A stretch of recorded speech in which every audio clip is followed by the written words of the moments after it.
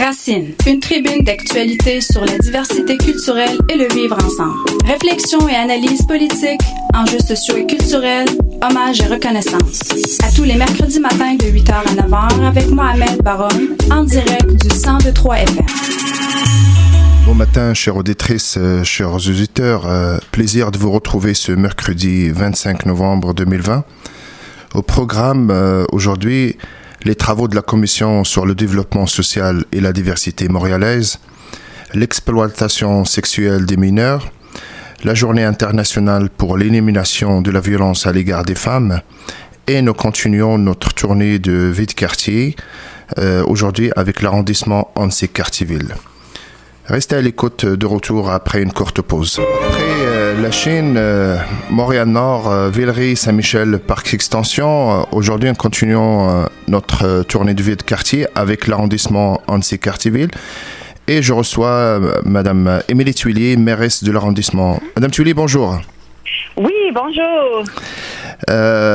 Le conseil d'administration d'Annecy-Cartierville a approuvé le budget de fonctionnement pour l'année 2021 que vous avez qualifié d'équilibré et adapté au contexte de crise sanitaire. Comment comptez-vous atteindre cet équilibre, sachant que d'un côté, il y a un gel de la taxe locale et des tarifs et d'un autre côté, une bonification de l'offre de services?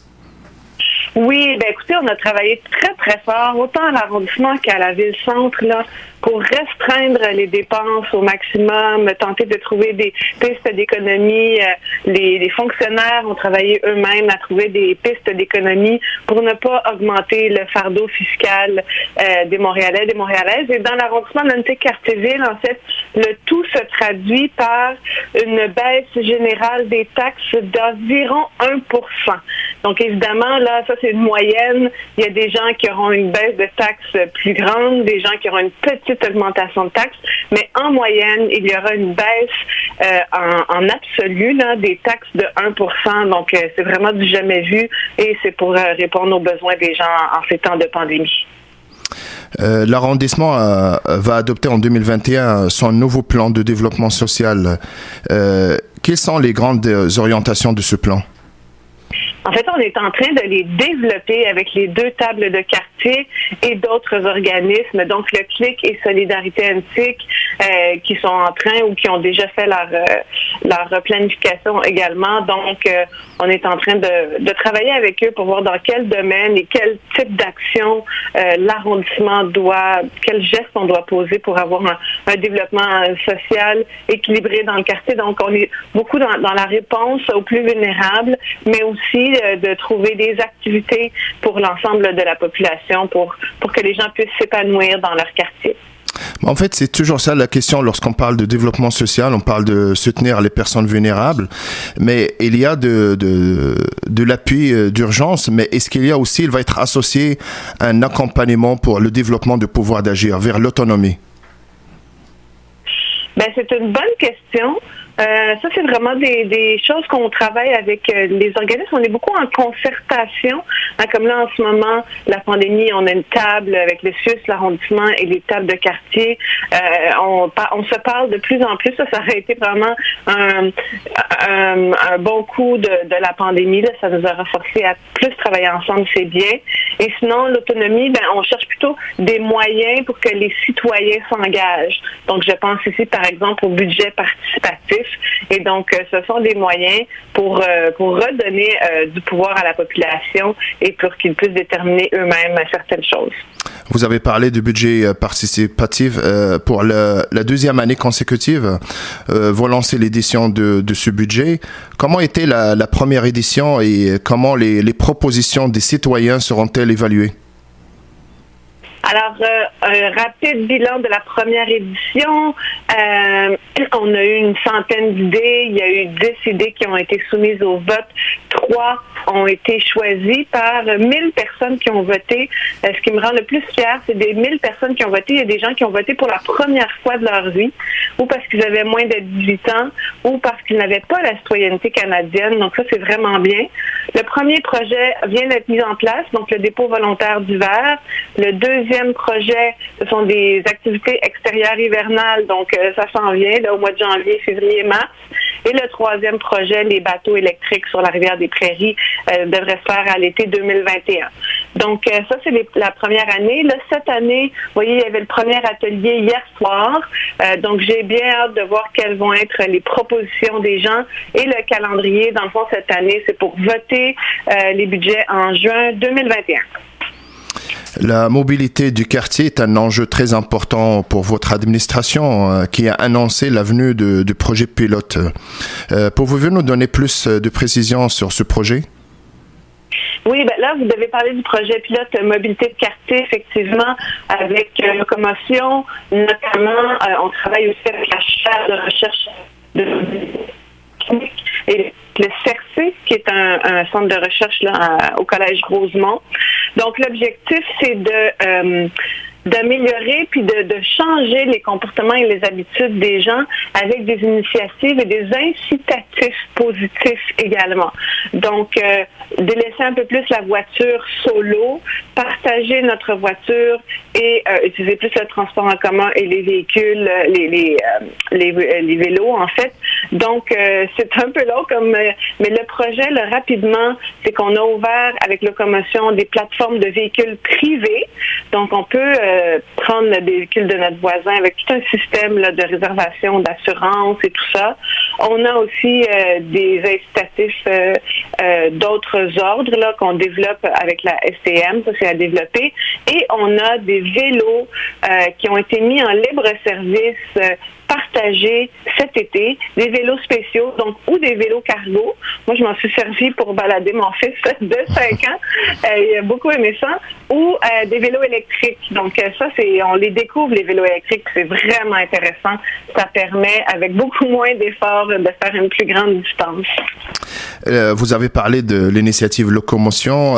Il y a d'autres nouveaux aménagements des 4 saisons, des alternatives de mobilité supplémentaires, le rêve aussi. Certains critiquent ces mesures sous prétexte que le quartier antique sera toujours envahi par les autos qui arrivent de la Couronne Nord. Ben en fait, c'est un principe qu'on refuse. C'est-à-dire que c'est sûr que si on fait rien, on va être envahi. Mais il faut poser des gestes. Et justement, le geste qu'on a posé, notamment avec les pistes cyclables Prieure-sur-Yole, ce sont les premières là, depuis toujours, pistes cyclables Est-Ouest qui seront déneigées pendant l'hiver. On n'en avait pas dans le quartier des pistes cyclables Est-Ouest. Et c'est sûr que quand il y a une immense tempête de neige, il ne va pas avoir beaucoup de gens qui vont les utiliser. Mais tout le reste de l'hiver, il y a beaucoup de jours maintenant pendant l'hiver où il n'y a pas nécessairement de neige. Et on le voit, les gens l'utilisent. Beaucoup d'enfants, beaucoup de personnes âgées qui se sentent plus sécuritaires de rouler sur des pistes cyclables protégées qu'en plein milieu de la rue avec les voitures. Et donc, les gens de la Couronne Nord trouvent d'autres façons de se déplacer, changent leur mobilité. Puis bon, en ce moment, on est, je pense, dans une bonne période pour tenter ce genre et implanter en fait plutôt ce genre d'initiative parce qu'en pandémie, il y a un peu moins de circulation et les gens par la suite vont changer un peu leur mode de déplacement ou les heures. Puis je pense que le télétravail est là en partie pour rester aussi. Donc je pense qu'on va assister dans les prochaines années à un changement de la mobilité globale et on s'y prépare. C'est maintenant qu'il faut s'y préparer.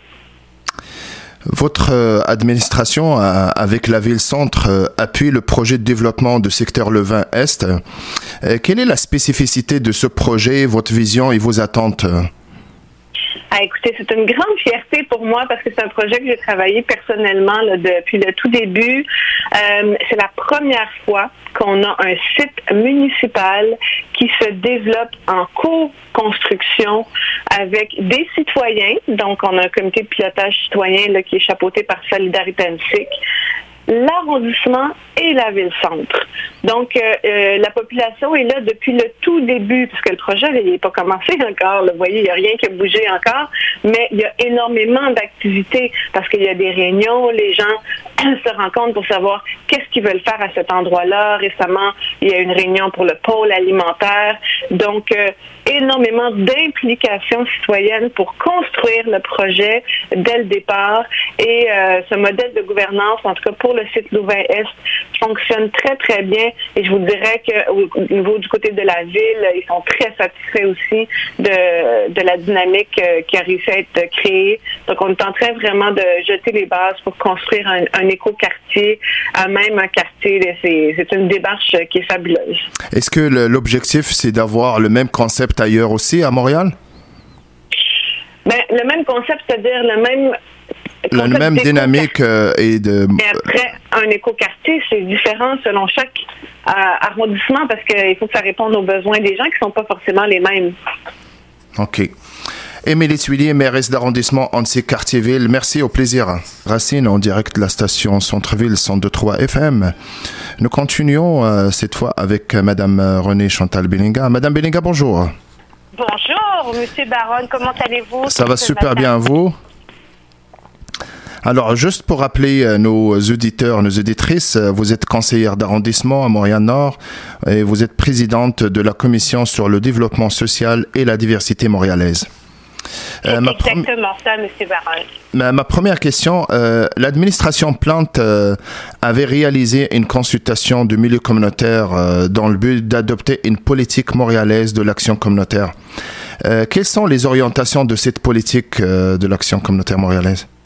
Écoutez, effectivement, l'administration Plante a confié à la commission sur le développement social et la diversité montréalaise le rôle, bien sûr, de faire une consultation auprès de l'ensemble des acteurs montréalais, essentiellement du milieu communautaire, pour mettre en place une politique montréalaise pour l'action communautaire.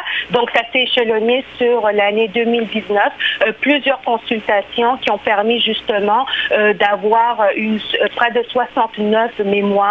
Également, une prise de position au cours de la consultation publique de 19 représentants des groupes communautaires. Et les grandes lignes donc de cette politique, c'est bien sûr reconnaître le milieu communautaire pour sa contribution et la valeur de son expertise, respecter l'autonomie du milieu communautaire et développer des partenariats éthiques avec le milieu communautaire. On sait que le milieu communautaire, ça veut dire les acteurs, organismes communautaires, également organismes de droit, font un travail exceptionnel pour améliorer la qualité de vie des Montréalais. Nous collaborons comme arrondissement, mais également comme ville, avec ces instances importantes de nos vies de quartier, de tissu social. Donc, il était important de réitérer, bien sûr, une reconnaissance de leur travail et de leur contribution et surtout améliorer le cadre de collaboration avec ces organismes. C'est certain que le milieu communautaire avait déjà fait ses preuves, mais cette fois avec la pandémie, il a bien prouvé comme quoi sa pertinence. Mais il reste toujours la question de gouvernance. Est-ce qu'il y a une proposition peut-être de retravailler la carte des tables de quartier, par exemple? Écoutez, c'est une question excessivement intéressante. Lors des consultations, il y a eu plusieurs positions exactement de regroupement d'organismes communautaires, également de tables de quartier. Vous savez que par contre, dans les liens et les collaborations que nous avons avec le milieu communautaire comme ville, nous devons quand même agir avec prudence. Nous ne devons pas nous ingérer dans la détermination du fonctionnement et de la gestion des organismes et des tables de quartier. Par contre, si effectivement nous sommes interpellés à collaborer, à contribuer, ça va être vraiment dans un cadre où nous allons bien sûr partager notre expertise, mais nous assurer bien sûr de respecter l'autonomie des tables de quartier. Je crois, comme vous l'expliquez très bien, M. Baron, que le milieu communautaire a mis en évidence avec la pandémie aussi toute sa capacité de venir en aide et en soutien à nos organismes. L'enjeu de gouvernance dans les tables de quartier pour plusieurs arrondissements arrondissements, je pense que c'est des éléments qui sont des éléments qui doivent être pris en considération par les organismes qui sont membres de ces tables-là, les conseils d'administration. Il y a également de plus en plus aussi de formations qui peuvent se donner au niveau d'accompagner les conseils d'administration et soutenir la gouvernance des tables de quartier. Mais bien sûr, ça sera à eux de déterminer selon les enjeux quelle est la meilleure direction à prendre en considération. Lors des consultations, ce qui est aussi ressorti, c'était surtout de nous assurer, les organismes communautaires l'ont signifié, que lorsque les arrondissements ou la ville prend des décisions, que ce soit pour des politiques qui touchent les citoyens, les organismes communautaires ont signifié qu'ils souhaitaient être mis en amont des décisions, qu'ils contribuent de façon beaucoup plus active dans les définitions des orientations que nous souhaitons mettre en œuvre, par exemple, pour une politique qui touche le milieu communautaire et le milieu de vie de nos citoyens. Alors ça, c'est une recommandation que nous prenons vraiment en considération et ça va permettre probablement aussi de nous assurer que nos politiques, les politiques municipales représentent encore mieux les défis et les réalités du milieu de terrain et de nos citoyens. En fait, vous avez parlé de politique. Est-ce qu'on va avoir une politique montréalaise normalisée à l'échelle montréalaise, par exemple en ce qui concerne la lutte à la pauvreté, au lieu ce qu'on voit actuellement, chaque arrondissement il travaille de son côté, on dirait en solo, est-ce qu'on peut avoir une vision généralisée, normalisée de la ville-centre Là, vous mettez le point exactement sur l'objectif de cette politique montréalaise, c'est d'harmoniser les pratiques, d'avoir une vision d'ensemble pour Montréal. Bien sûr, chaque arrondissement a des spécificités, mais effectivement, cette politique a pour but vraiment de mieux harmoniser les pratiques, d'avoir également la capacité de mettre un comité de suivi constitué autant du service de la diversité et de l'inclusion de la ville de Montréal que des arrondissements et que du milieu communautaire pour s'assurer d'avoir un échéancier, des moyens de mise en œuvre de cette politique montréalaise. Au niveau de la reconnaissance aussi, parce que bien sûr, lorsque nous travaillons en partenariat avec des organismes communautaires, ils doivent bien sûr faire accepter de s'insérer dans une politique de reconnaissance pour pouvoir collaborer avec la ville. Les arrondissements ont mis en place selon leur réalité, c'est une politique de reconnaissance des organismes communautaires qui collaborent avec la ville, mais il y a lieu d'avoir une harmonisation et d'intégrer d'une façon beaucoup plus conséquente les organismes à cette politique de reconnaissance également. Donc, vous avez entièrement raison, cette politique vise à donner de grandes orientations, réitérer la collaboration essentielle des organismes, mettre en place un plan d'action qui permettra de mettre en œuvre cette politique et avoir bien sûr un échéancier avec des impacts et toujours être dans cette dynamique de consultation, collaboration, réajuster les enjeux et justement dans des crises comme nous vivons avec la pandémie, cette structure et cette politique va accroître notre capacité, notre efficience et notre capacité de mieux travailler avec notre milieu communautaire. Plusieurs élus de l'administration Plante travaillent sur le dossier de l'inclusion et la lutte au racisme et aux discriminations. Comment travaillez-vous pour éviter le chevauchement entre les mandats et harmoniser vos mandats collectivement? Oui, tout à fait. C'est une excellente question. Donc, je travaille étroitement actuellement, bien sûr, avec ma collègue Cathy Wong, que je salue, qui est membre du comité exécutif, responsable de la diversité, de l'inclusion en emploi et de la langue française, de la lutte au racisme et à la discrimination systémique. J'aurai également à collaborer avec mon collègue Alex Norris, qui est conseiller associé à la sécurité publique et président de la commission de la sécurité publique. Madame Goulet, elle est responsable de l'inclusion sociale, des sports et loisirs, de la condition féminine et du logement. Également, dans cette vision-là, il va arriver que certains conseillers associés ou autres conseillers membres du comité exécutif puissent collaborer à l'occasion sur des dossiers, mais il est évident que chacun des élus a une responsabilité spécifique. Mon rôle comme présidente de la commission du développement social et de la diversité, c'est de recevoir des mandats mandat du conseil municipal et à partir de ces mandats-là, mettre en œuvre des consultations, une réflexion qui ensuite va donner place à des recommandations pour l'administration, donc au comité exécutif et ensuite au conseil municipal. Donc, il y a quand même, bien sûr, un canal vraiment bien défini pour orienter nos décisions. Madame Wong peut également, à l'occasion, m'interpeller à contribuer, collaborer sur certains mandats, mais bien sûr, ils sont bien définis. L'un des mandats qui nous a été confié également à la Commission du développement social et de la diversité montréalaise, c'est bien sûr tout l'aspect de la révision de compte du commissaire au racisme et aux luttes systémiques qui va rentrer en fonction très prochainement. Et c'est à lui, M. Baron, qu'il reviendra, bien sûr, la responsabilité de s'assurer que dans tous les aspects liés à la lutte au racisme et aux discriminations systémiques à la Ville de Montréal, dans tous ces aspects-là, il peut avoir une vision intégrée que chacun, bien sûr, des organisations, parce qu'on a également plusieurs organisations où on doit référer, par exemple, les employés ou les citoyens lorsqu'il y a des plaintes plus spécifiques, que ce soit l'ombudsman, etc.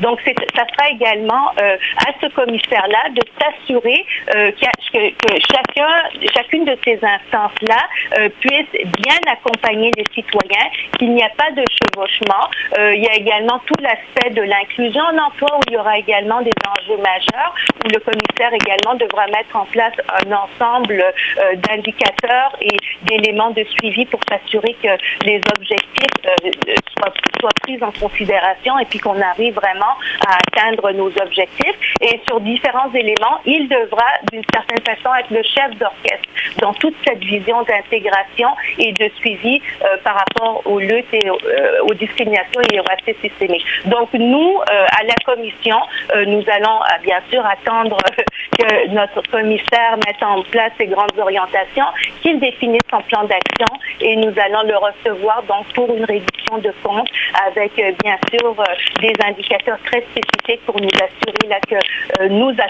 atteignons les objectifs car les Montréalais attendent vraiment des résultats dans cette lutte aux discriminations et au racisme systémique. Merci. Madame Belinga, restez en ligne. On vous revient. On va parler de Montréal-Nord.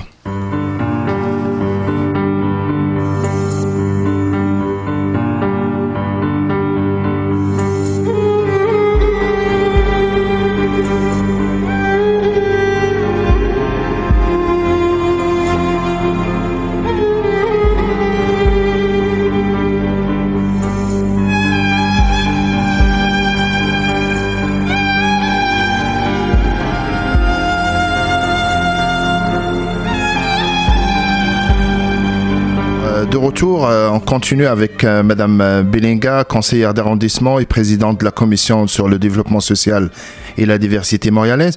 Maintenant, au niveau du quartier Montréal-Nord, depuis un an, Montréal-Nord connaît une escalade de violence. Les enjeux sociaux ne datent pas d'hier. 12 ans après la mort de Freddy Villanueva, la crise sociale est toujours présente. Pouvez-vous contextualiser l'augmentation de la violence à Montréal-Nord et selon vous, quelles sont les conditions qui expliquent cette hausse? Écoutez, c'est une excellente question. Effectivement, moi, depuis mon entrée en fonction en 2017, il y a eu plusieurs enjeux dans la première année de mon entrée en fonction, surtout l'été, des défis au niveau de la sécurité urbaine, des coups de feu à l'occasion. Par contre, au cours de la dernière année, pendant cette période de pandémie, les événements se sont accélérés. Le dernier été, nous avons eu presque 5 incidents, dont des incidents très graves. En 2019, il y a également la mort d'un jeune homme de la communauté.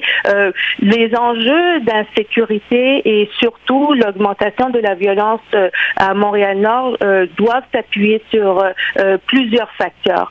Il est évident que la pandémie a accru les défis au niveau financier, au niveau également, par exemple, de la rupture au niveau académique académiques, donc des défis en employabilité pour certains de nos jeunes. Il est évident que nous n'avons pas une réponse spécifique à cette crise-là. On a vu que partout sur le territoire montréalais, on parle de Saint-Léonard, de Rivière-des-Prairies, également de Mercier-Hochelaga-Maisonneuve, donc dans l'Est, mais même dans le Vieux-Montréal, il y a eu une augmentation là dans les derniers mois de la violence. Ce que nous signifions par contre, plusieurs élus de l'arrondissement, c'est que à ces défis d'insécurité, il faut adresser de façon forte et avec beaucoup d'impact une vision qui prend en considération plusieurs éléments. Premier élément, nous avons dans le secteur où je suis conseillère, donc le Nord-Est, où on a eu le plus d'enjeux, que 2 travailleurs de rue qui sont associés à un organisme très dynamique, le Café Jeunesse Multiculturelle. Ça fait plusieurs années que nous plaidons pour qu'il y ait beaucoup plus de travailleurs de rue qui peuvent accompagner et soutenir nos jeunes. Il y a plusieurs mesures aussi qui ont été demandées par les citoyens, dont l'éclairage sur certaines rues, dont la possibilité de caméras. Il faut, je crois, accélérer les actions pour que cet espace où nous vivons continue à être un espace où la qualité de vie des citoyens est prioritaire. Vous savez aussi, M. Baron, plusieurs organismes sont sortis dans les dernières semaines, mais également dans les dernières années, pour signifier que Montréal-Nord, en termes de financement, était sous-doté par rapport aux arrondissements, de nombreux arrondissements montréalais. En termes d'infrastructures sportives, nous sommes bien moins bien desservis que de nombreux arrondissements. Ça fait longtemps que nous réclamons, par exemple, un centre sportif pour permettre aux jeunes d'être stimulés, occupés, de trouver également d'autres lieux d'ancrage pour nos jeunes, surtout les jeunes plus marginalisés et en rupture, bien sûr, parfois, comme je le disais, au niveau professionnel ou au niveau de l'emploi. Donc, ces mesures-là ne doivent plus attendre. En 2008, on parlait déjà d'un plan d'action de lutte à la pauvreté très structurant. Ce plan d'action, malheureusement, n'a pas encore vu le jour. On voit certaines actions, par exemple par Priorité Jeunesse, qui ont donné certains résultats, mais ils s'adressent à une population, à des jeunes qui sont déjà assez bien intégrés dans des dynamiques, que ce soit des activités de l'arrondissement, etc. Il faut continuer à intensifier les efforts, mais il faut surtout prendre mieux en considération les besoins de notre population plus marginalisée. Madame Belinga, s'il vous plaît. Ce qui est très intéressant et stimulant, moi je travaille aussi avec beaucoup de femmes dans le secteur. Les mamans de Montréal-Nord se sont unies, plusieurs mamans, pour dire non à la violence. Elles ont organisé une marche dans les dernières semaines avec parole d'exclus. Elles ont fait valoir que la sécurité des enfants était majeure et la sécurité des familles était un atout majeur et il faut les entendre. Au niveau fédéral aussi, je crois que tout l'aspect lié peut-être plus au défi de l'armement, parce que ce qu'on comprend beaucoup dans les derniers mois, c'est que nos jeunes, malheureusement, plus marginalisés, sont en possession d'armes et ça, il faut dire non de façon forte et coordonnée et il faut s'assurer que notre quartier puisse continuer à être sécuritaire et il faut trouver des actions vraiment structurantes dans cette direction-là. Mais Renée Chantal Belinga, conseillère d'arrondissement, présidente de la Commission sur le développement social et la diversité montréalaise, merci, au plaisir. Au plaisir, je vous remercie, M. Baron, pour l'invitation. Merci beaucoup. Au revoir. Racine, une tribune d'actualité sur la diversité culturelle et le vivre ensemble. Réflexion et analyse politique, enjeux sociaux et culturels, hommages et reconnaissance. À tous les mercredis matins de 8h à 9h avec Mohamed Baron, en direct du 102.3 FM. De retour à notre programme Racine en direct de la station Radio Centre-Ville 102.3 FM. J'ai un plaisir de recevoir Madame Christine Saint-Pierre, députée de l'Acadie, vice-présidente de la commission spéciale sur l'exploitation sexuelle des mineurs. Madame Saint-Pierre, bonjour. Bonjour. Alors, comme j'ai dit, vous êtes la vice-présidente de la commission spéciale sur l'exploitation sexuelle des mineurs. Pouvez-vous nous présenter les grandes lignes des travaux de cette commission? Oui, c'est une commission qui a été très intense puisqu'on a travaillé pendant près d'1 an et demi et le rapport sera déposé à l'Assemblée nationale très bientôt. C'est un sujet qui est vraiment un sujet, je dirais, important puisque on n'a pas idée de l'ampleur des drames qui peuvent être vécus par des familles ou par des victimes d'exploitation sexuelle. Et dans les travaux que nous avons faits, ça se décline en 4 grands thèmes, c'est-à-dire tout d'abord la communication, c'est-à-dire communiquer davantage avec la population québécoise par rapport à ce fléau et par rapport au fait que c'est un acte criminel d'acheter des services sexuels. Ensuite, la sensibilisation, l'éducation, aller dans le milieu de l'éducation dès le jeune âge, prévenir aussi ces cas de fugue ou les cas de jeunes qui peuvent entrer dans ces réseaux d'exploitation sexuelle. 4e volet, la répression, c'est-à-dire bien sûr avoir des forces policières qui ont plus de moyens, plus d'argent, plus de ressources humaines pour être capables de contrer ce fléau d'exploitation sexuelle des mineurs et aussi mettre la main au collet et casser la demande, mettre la main au collet des acheteurs de services sexuels. Et 4e, la réhabilitation, parce que une victime d'exploitation sexuelle qui essaie ou qui sort de cet enfer, a besoin d'être accompagnée et pendant plusieurs années probablement. Alors, c'est un peu les grandes lignes de notre rapport. On a entendu une 60aine d'organismes et de groupes. On a un rapport qui va être très étoffé et qui va contenir plusieurs recommandations. Possiblement, vous avez rencontré aussi des personnes qui ont vécu ce problème. Quelles sont les conséquences de l'exploitation des mineurs sur la vie, sur le passage à la vie d'adulte?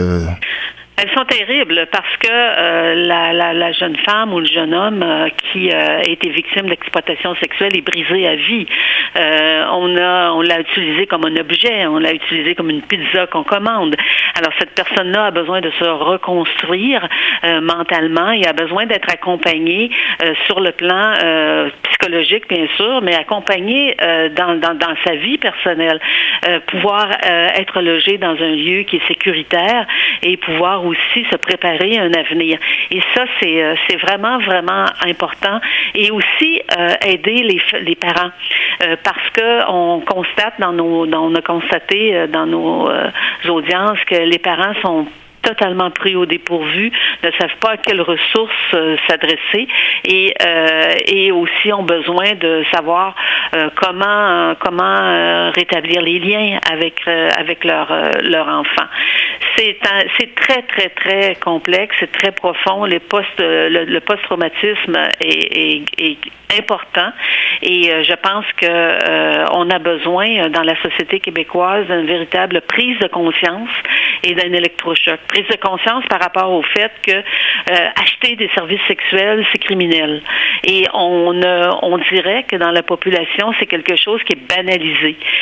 On a l'impression que, c'est pas quelque chose qui est grave de s'adonner à ce genre d'activité. Alors, je pense que c'est vraiment le message qu'on va vouloir transmettre. Ça a été une très belle commission puisque nous avons travaillé de façon transpartisane. Notre commission travaillait vraiment pour un seul objectif, c'est-à-dire venir en aide aux victimes, aussi contrer la demande, parce que il y a aussi bien des organismes ou bien des entreprises qui doivent se sentir également impliqués dans cette lutte contre l'exploitation sexuelle des mineurs. On pense aux hôtels, on pense aux grands événements, on pense aussi même à la restauration. Il y a des signes qui démontrent qu'une personne peut être être engagée dans cet engrenage. Ça commence par un proxénète qui se fait passer pour un amoureux fou, comble sa victime de cadeaux, l'amène s'acheter de beaux vêtements, l'amène dans des grands restaurants et ensuite, une fois qu'il a tissé sa toile, l'entraîne dans ce réseau et peut l'amener travailler à Toronto, à Vancouver, à Edmonton. Ensuite, on la prive de ses papiers, on lui confie ses papiers d'identité, on la prive de nourriture, on la prive de vêtements, on la on lui donne même des coups. Et là, elle est embarquée dans un système qui est complètement infernal. C'est tragique. On a entendu des témoignages vraiment, vraiment très, très puissants à la commission. On a entendu aussi des témoignages de policiers, de policières qui veulent vraiment travailler très fort pour contrer ce fléau. On a entendu des organismes qui sont venus nous dire à quel point ils travaillaient fort. Mais tout ça doit être fait avec je dirais, encore plus de ressources, plus d'argent. Et on a tout un travail à faire, mais moi, je vois vraiment, avec l'issue de cette commission, une lumière au bout du tunnel pour les victimes. Super. Je pourrais ajouter, savez-vous qu'une victime d'exploitation sexuelle des mineurs n'est pas admissible au programme d'indemnisation des victimes d'actes criminels? C'est absolument... Moi, je l'ai appris pendant la commission. Alors, elle ne peut même pas... Elle a été victime d'exploitation sexuelle et ne peut pas réclamer à l'IVAC, c'est l'organisme qui indemnise les victimes d'actes criminels. Vous voyez, il y a une incongruité là-dedans. J'espère que la situation sera corrigée par les législateurs. Dans le contexte actuel de la pandémie, le confinement contribue à l'augmentation de la violence à l'égard des femmes. Le constat est anonyme au Québec et ailleurs dans le monde. En cette journée internationale pour l'élimination de la violence à l'égard des femmes, que faut-il faire pour éliminer la violence à l'égard des femmes? Il faut évidemment multiplier les efforts. On a des stratégies qui ont été mises en place, mais la pandémie vient vraiment aggraver cette question de violence domestique, violence conjugale. J'ai participé la semaine dernière à un sommet international qui a été organisé par un organisme qui a été mandaté par les Nations Unies. Il y avait 15 pays qui participaient à ce sommet virtuel, bien sûr, et le constat était le même partout, c'est-à-dire que la pandémie vient augmenter l'isolement, vient augmenter les stress financiers, des pertes d'emploi et évidemment, il y a aussi toute la consommation d'alcool qui augmente. Alors, c'est vraiment la pandémie de l'ombre, dit les Nations Unies, et je pense qu'il va falloir être très, très, très, très alerte et attentif aux besoins des victimes de violences conjugales. Violence conjugale, on parle de couples ou de conjoints qui peuvent être victimes de coups, mais la violence conjugale, c'est une violence aussi qui peut être mentale. On peut sans donner des coups à la personne ou qu'elle porte des cicatrices, elle a peut-être on la mine, on entre dans sa tête. Et les autres victimes, ce sont les enfants qui sont témoins de cette violence, soit verbale ou physique. Alors, c'est une grande inquiétude. Il faut vraiment être très conscient que la pandémie joue dans c'est vraiment, oui, la pandémie, c'est une question de santé publique, de question sanitaire, de mesures de protection, mais elle a aussi des effets très, très, très dévastateurs dans bien des familles. Quand on parle des violences faites aux femmes, certains exemples, comme la tuerie de l'école polytechnique, nous vient facilement en tête. Dans votre ouvrage, ici Christine Saint-Pierre, de l'école de rang au rang du ministre, vous avez consacré un chapitre à la tuerie de Polytechnique. Jusqu'à quel point cette stratégie vous a marqué? Ça a été très marquant. On parlait à l'époque avant la Polytechnique, puis après la Polytechnique. Ça a été les féministes, comme moi, voyaient ça vraiment comme un acte terroriste. C'est-à-dire qu'on s'en prenait à des femmes qui voulaient investir en un créneau d'emploi qui était traditionnellement réservé aux hommes.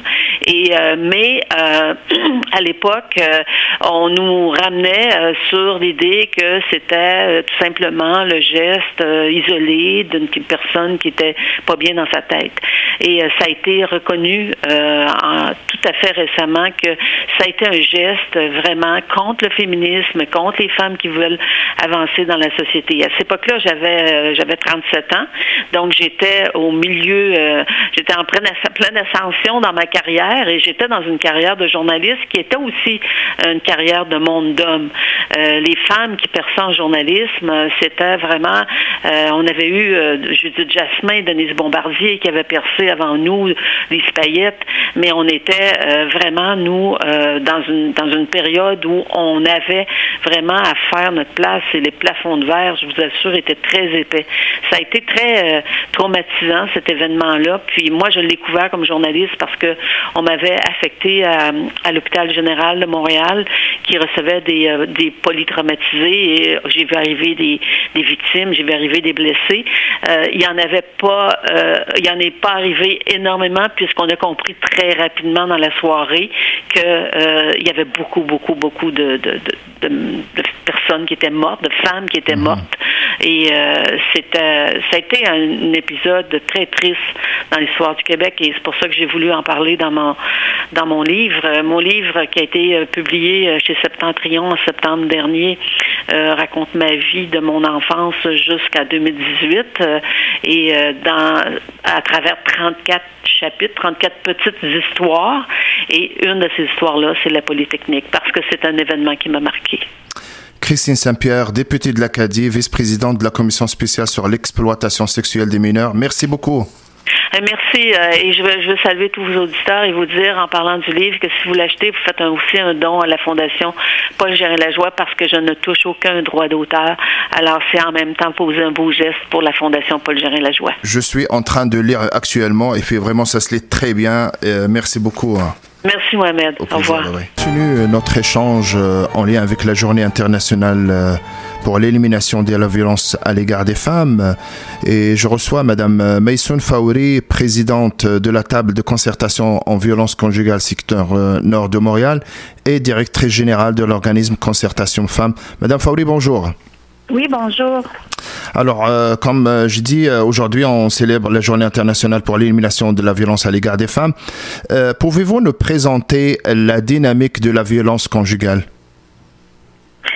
Mais la violence conjugale est due qu'une personne dans le couple qui veut abuser de pouvoir et il veut être toujours en position de force. Il cherche toujours à contrôler l'autre personne. Et pour cela, tous les moyens sont permis. Donc, c'est toujours contrôler l'autre personne dans tout l'aspect de sa vie. Et il y a plusieurs types de violences, plusieurs moyens de faire ça, puis tout est permis, comme je viens de le dire. Alors, ce n'est pas forcément juste physique, ça peut aller vers psychologique, économique et autres. Oui, il y a la violence verbale, surtout la violence psychologique, sexuelle, spirituelle, économique, comme vous le dites. Et la violence physique, c'est comme si on veut dire, c'est le sommet. Okay. Quand ça fait le plus mal aussi, mais psychologique aussi, ça fait mal. Est-ce que la définition de violence conjugale varie d'une culture à l'autre? Écoute, la violence, c'est même définition. La violence, c'est exercice abusif de pouvoir qu'un individu exerce sur l'autre. Donc, le problème de la violence, c'est pas un problème de culture, religion ou espace géographique. C'est un problème d'éducation. La personne qui a été éduquée à utiliser la violence pour arriver à sa fin, il va le faire. Donc, dans toutes les sociétés, partout dans le monde, dans tous les pays, toutes les villes, il y a des personnes qui sont violentes dans leur façon de réaliser ce qu'ils veulent. Donc, et il y a des gens qui sont au contraire très, très pacifistes puis qui vivent à merveille. On ne peut pas attribuer ça d'une culture à l'autre. Ce qui est la différence, qu'il y a des pays qui ont des lois, des règles et qui sont impliqués. Il y a beaucoup de pays qui y a des lois, mais il y a beaucoup de gens qui sont au-dessus de lois, qui respectent pas les lois faites juste pour peut-être certaines personnes. Et il y a plein des endroits dans la vie que le rôle des femmes et les droits des femmes sont même pas à l'auteur qu'on souhaite pour toutes les femmes. Donc, c'est ça qui varie. Les lois qui protègent les personnes en général, les lois qui protègent les femmes, les droits des femmes en général, qui varient d'une société à l'autre. Mais dans des sociétés où il n'y avait pas de droits pour les femmes, il y a quand même des hommes qui respectent les femmes, qui donnent une petite place, etc. Tandis que dans l'ensemble, peut-être, ça n'existe pas. D'accord. Il n'y a aucun doute que la violence à l'égard des femmes existait bien avant la pandémie, mais oui. Jusqu'à quel point la situation de la crise sanitaire a empiré au cours des derniers mois? Mais écoute, la violence existe, mais il y a toujours des facteurs, quelquefois, qui accentuent, qui fait apparaître plus la violence. Et un de ces facteurs-là, c'est l'espace. Quand on est dans un 3,5 ou 4,5, les gens sont serrés, une famille de 4 personnes ou 5 personnes, espace très étroit, les gens se coincent quand ils se déplacent. C'est sûr que ça crée une tension. Quand on est dans un petit appartement, on peut pas dormir quand on veut, on peut pas avoir la calme quand on veut. Et souvent, c'est ça qui crée plus d'apparition des cas de violence conjugale et de violence intrafamiliale, quelquefois contre les enfants aussi, parce que les enfants qui devront bouger, souvent, quand les enfants, disons, dérangent le père va révolter contre la femme. Que c'est tes enfants, est-ce que tu peux le faire taire, est-ce que tu peux faire quelque chose avec eux, je veux me reposer, je veux dormir. Ça arrive dans ce sens-là surtout. Et on ne peut pas sortir dans le sens que les gens, quelquefois, quand quelque chose le dérange, ils peuvent sortir, aller dans un café, rencontrer des amis, échanger. Quand on parle, on se sent mieux. Et ces espaces-là aussi sont pas ouverts. Même si on est dans un petit appartement, même on n'est pas à l'aise quand on parle au téléphone parce qu'on veut être plus à l'aise. Donc, ces conditions-là peuvent augmenter les cas de violence. Quelles sont les répercussions de la pandémie et de la violence sur les femmes et les enfants qui vivent de la violence conjugale? Beaucoup d'anxiété, beaucoup de peur, beaucoup de stress. Si on ne veut pas parler quelquefois des cas de maladie, la femme qui a de la difficulté à respirer parce qu'elle se sent étouffée, mais ça c'est parce que elle est comme beaucoup stressée. Nous, on a vu même chez les enfants beaucoup d'anxiété. Ça c'est une des choses qu'on veut commencer à voir avec après la pandémie, à traiter l'anxiété puis former les personnels pour travailler avec les enfants, puis la même chose pour les femmes. Parce que aussi, la pandémie ne permet pas maintenant comme d'aller chercher un appartement, de sortir. Il y a des femmes qui ont même maintenant peur d'aller dans une maison d'hébergement avec d'autres femmes. Ils ont peur d'attraper COVID. C'est comme tout ce mélange-là. Oui. Ils sont comme prises... oui. Avec la situation. Et comment sortir d'une situation de violence conjugale pendant ce temps de pandémie? Comment s'en sortir? Mais écoutez, il faut d'abord connaître les ressources, savoir où on appelle. On sait que beaucoup de femmes, surtout les femmes issues de l'immigration, évitent d'appeler la police au départ, évitent d'appeler les institutions parce qu'ils ont l'impression qu'on devienne un dossier. Puis peut-être c'est pas ça ce qu'on veut. Et essaye de connaître les ressources, d'appeler. Nous, on reçoit beaucoup d'appels des femmes qui sont victimes, mais au début, offrir l'écoute et la compréhension. La dame devrait comprendre, mettre des noms sur ce qu'elle vit. Les femmes savent raconter leur histoire, raconter tous les événements. Le fait de les écouter, ça va les soulager quand même.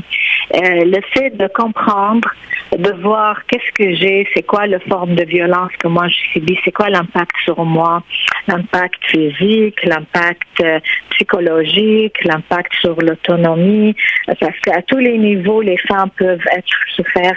Et démystifier aussi plein de choses, parce qu'il y a beaucoup de femmes qui ont peur des conséquences de la séparation, des dénonciations. Ils ont peur du système juridique que ça va durer longtemps. Ils ont peur de perdre la garde des enfants. Donc, il faut les expliquer tout, il faut démystifier tout, il faut clarifier, puis les pour et les contre pour chacune des gestes qu'elle veut, puis lui parler de toutes les ressources.